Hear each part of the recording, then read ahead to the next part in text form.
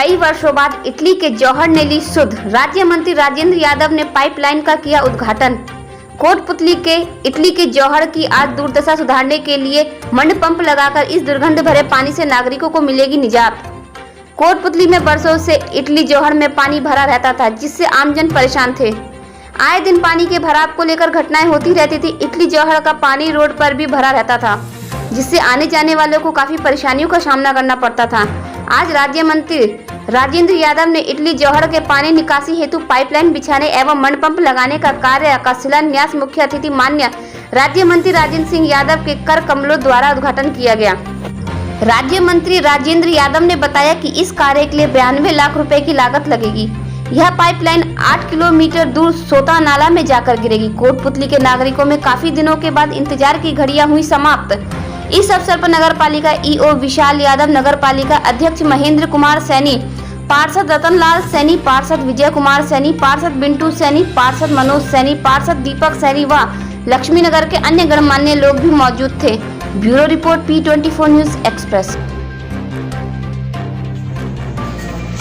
ये इटली जौहर में जो पानी बढ़ता था, लगभग आधे से ज़्यादा शहर का पानी उसमें जाता है और इतना पानी हो गया था कि जो आसपास के घरों में वहाँ तक पानी जाने लग गया है। इसके लिए हमने एक प्रोजेक्ट बनाया है 92,93,000 का ये प्रोजेक्ट बनाया है, जो 6 किलोमीटर दूर सोता है वहाँ पे पानी डिस्चार्ज होगा। इसमें 2 मड पंप होंगे, एक मड पंप स्टैंड बाई रहेगा, एक मड पंप की क्षमता है पर मिनट 5,000 लीटर डिस्चार्ज। और ये जो पाइपलाइन होगी 1 मीटर डेप्थ पे डाली जाएगी। तो मेरे हिसाब से इस प्रोजेक्ट से जो शहर की जो मुख्य समस्या थी ये दूर हो जाएगी।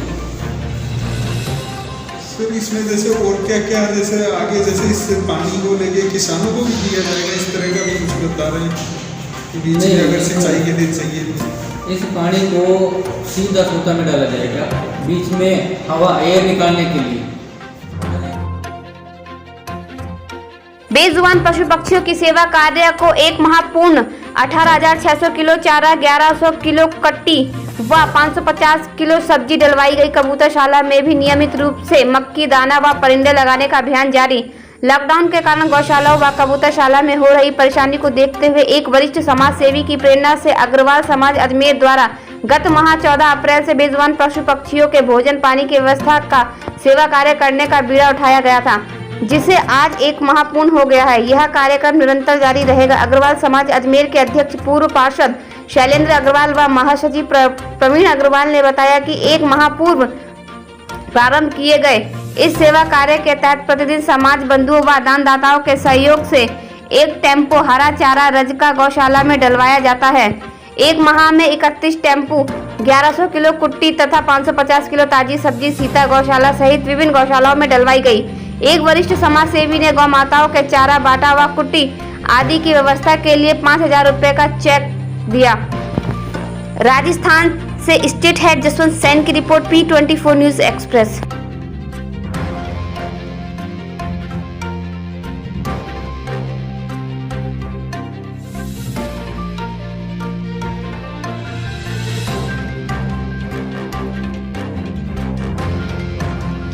जो कबूतरशालाएं हैं वहाँ पर कई गौभक्त नियमित रूप से गौ माताओं को चारा डालने जाते थे।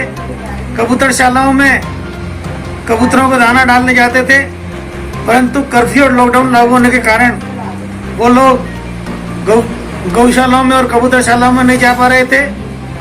समाज के हमारे एक वरिष्ठ समाज सेवी की सलाह पर 14 अप्रैल से अग्रवाल समाज अजमेर की ओर से हमने एक सेवा कार्य हाथ में लिया और मुझे बताते हुए खुशी है कि आज इस कार्यक्रम को पूरा 1 महीना हो गया।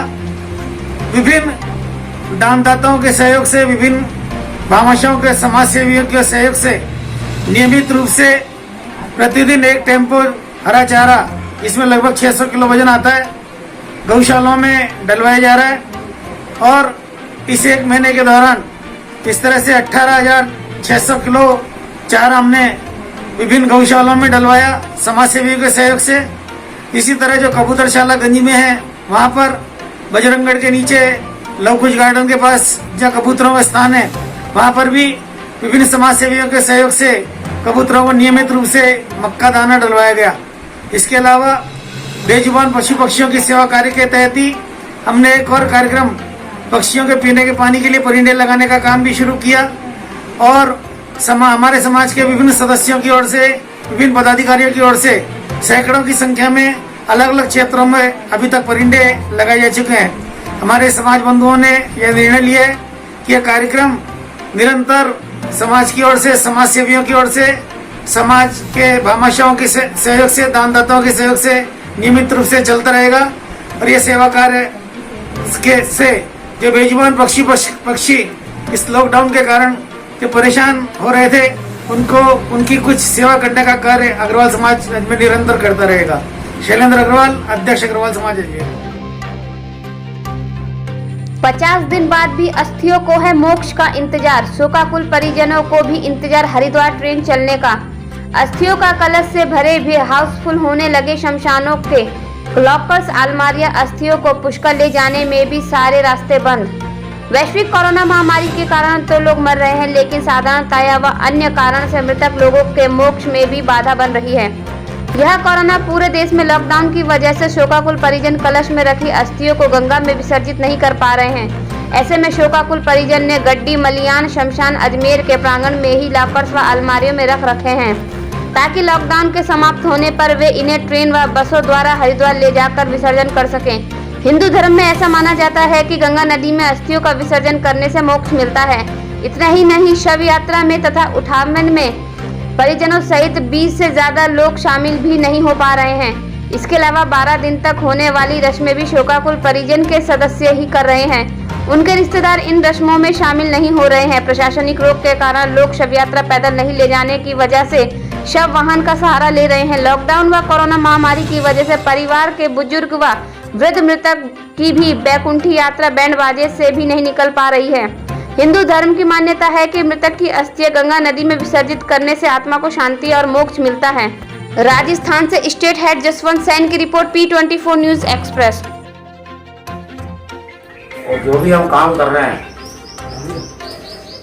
अपनी सेवा भाव के हिसाब से, प्रशासन ने जो कोरोना 19 के अंतर्गत जो नियम बना रखे हैं उसके अंतर्गत हम ये सेवाएं दे रहे हैं, उन नियमों का पालन कर रहे हैं। और जो भी सब यात्रा के अंदर आता हम 20 आदमी 15 आदमी से ज़्यादा अलाउ नहीं करते हैं और सबको सैनिटाइज करते हैं और समय समय पर पूरे शमशान को भी हम सैनिटाइज कर रहे हैं, साफ सफाई धुलाई उलाई करते रहते हैं। और इसी सेवा के अंतर्गत हमने एक अर्थी के सामान के लिए शव यात्रा वाहन लगा रखा है।